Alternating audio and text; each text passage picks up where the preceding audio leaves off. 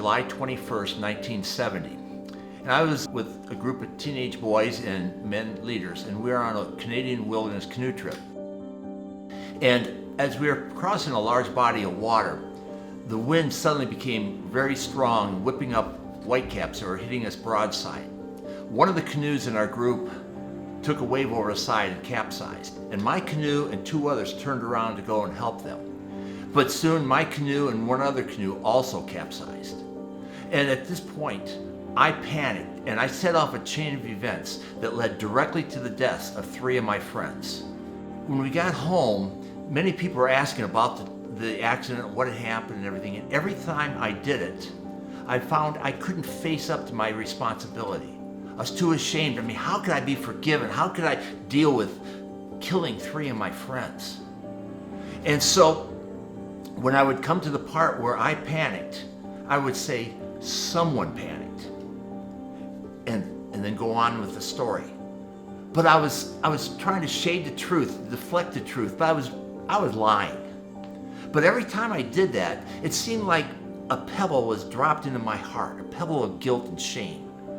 And as I told the story again and again, those pebbles began to accumulate. And soon after, this went on for 7.5 years. And that burden in my heart was pulling me down deeper and deeper. And I was falling into a deep, deep depression. And I was getting dangerously close to suicide. And at that point, one day a group of my friends got me talking about the accident. And I don't know why, but that day, when I got to the part where I would normally change it a little bit and say someone, this time I owned up to it. And I said, I panicked and I climbed into that canoe, and my actions killed three of my friends. And one of the guys in the group that I was sharing this with, at that point, just challenged me with 1 John chapter 1, verses 8 and 9, where it says, if we say we have no sin, we lie and the truth is not in us. But if we confess our sins, he is faithful and just to forgive us our sins and to cleanse us of all unrighteousness.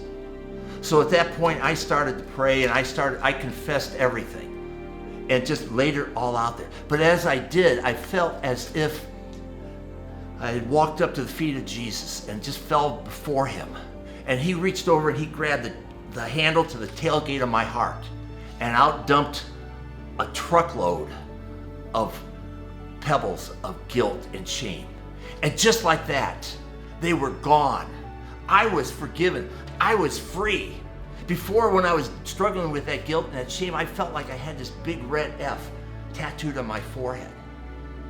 But now, he transformed that F, because before, that F stood for the fact that I was a failure. I was a loser, and anyone could tell that I was somebody that couldn't be trusted just by looking at me because I had that tattoo. But now that tattoo was transformed, and it now glows in the dark, because it doesn't mean failure anymore. It now means I am forgiven. I am free. And all the guilt, all the shame was gone.